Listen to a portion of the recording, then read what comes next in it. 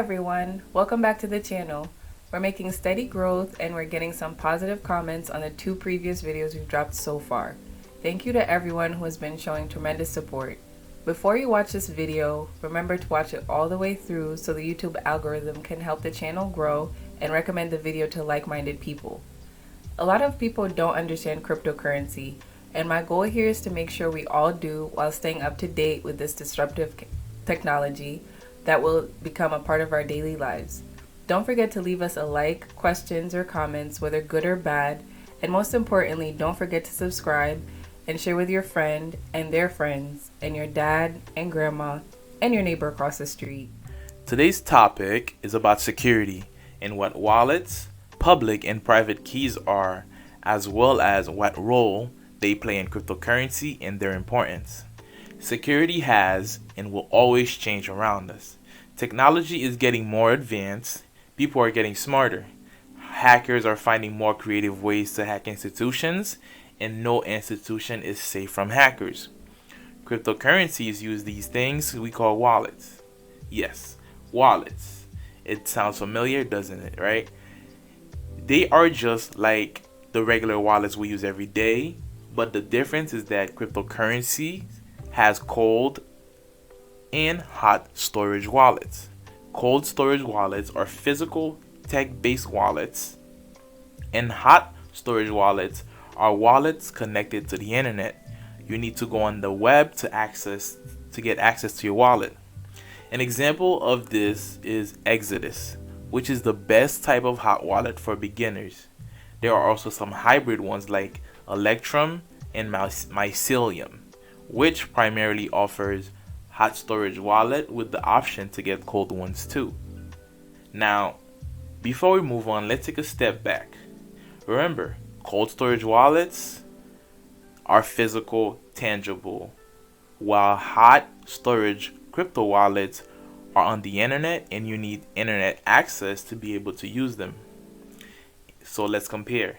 Cold wallets are not connected to the internet. They are harder to use, more secure, and of course, they are for long-term holding. On the other hand, hot storage wallets are connected to the internet, more user-friendly, and users utilize these wallets for small day-to-day transactions because of the ease of use. Before we go into more details about cryptocurrency wallets, we need to take a step back and understand what public and private keys are. Let's start with an odd example that has to do with keys. When a nuclear submarine has to fire a missile under certain circumstances, oftentimes there are 2 keys that's needed. One key goes to the captain of the submarine, and the other key goes to the commander-in-chief or the president.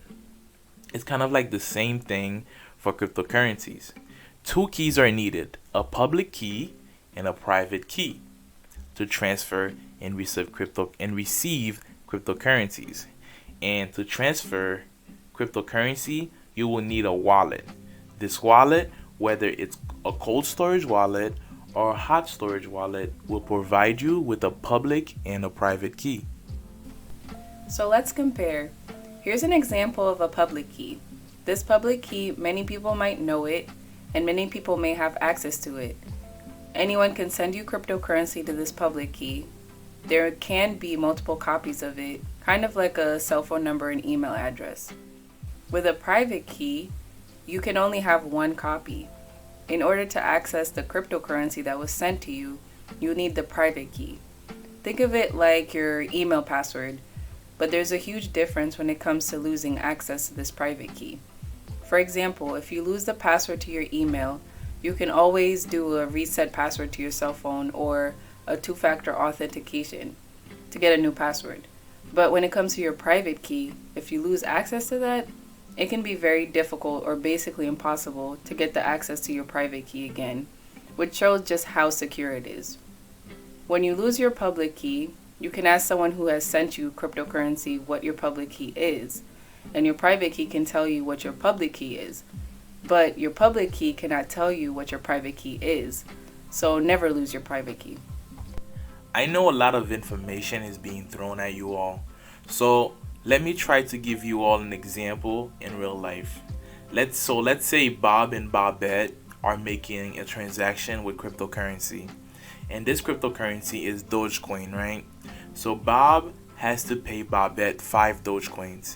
In order for Bobette to receive these 5 Dogecoins, Bob has to use Bobette's public key to send those Dogecoins to Bobette's wallet.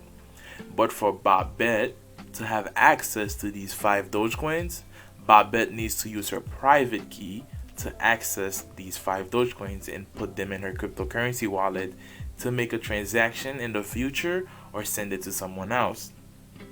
This is safe and won't be compromised because Bob used Bobette's public key, and that public key is linked to Bobette's private key. So she is the only one that can access these 5 Dogecoins. These keys are given by what wallet you use. Like I mentioned earlier, some wallets like Exodus, Electrum, or Mycelium. There are plenty more out there, but these 3 are just some examples.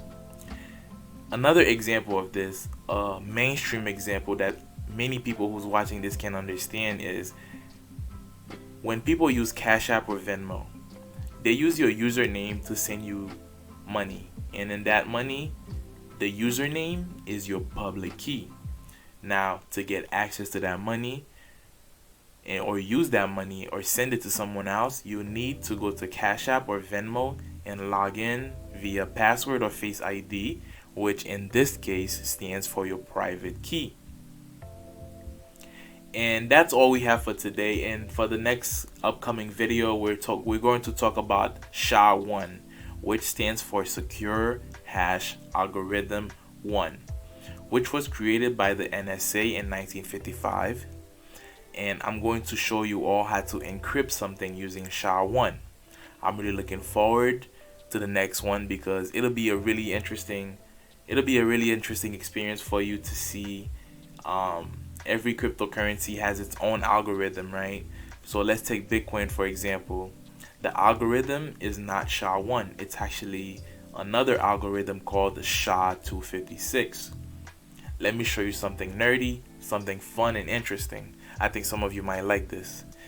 It's the algorithm of popular coins you may have heard of. We'll start with Bitcoin. As you can see here, the algorithm for Bitcoin is SHA-256. Next, let's look at Ethereum. The algorithm for Ethereum is ET hash, which is an algorithm Ethereum created for themselves. It is unique to only Ethereum. And of course, the famous Dogecoin that everyone knows about, and the algorithm for Dogecoin, as you can see, is Script. Cryptocurrency is really fun, and if you think that this is something you'd love to keep learning about, consider subscribing to the channel, leave me a like and a comment, and look forward to the next video when we learn how to encrypt something. Bye for now, and see you soon.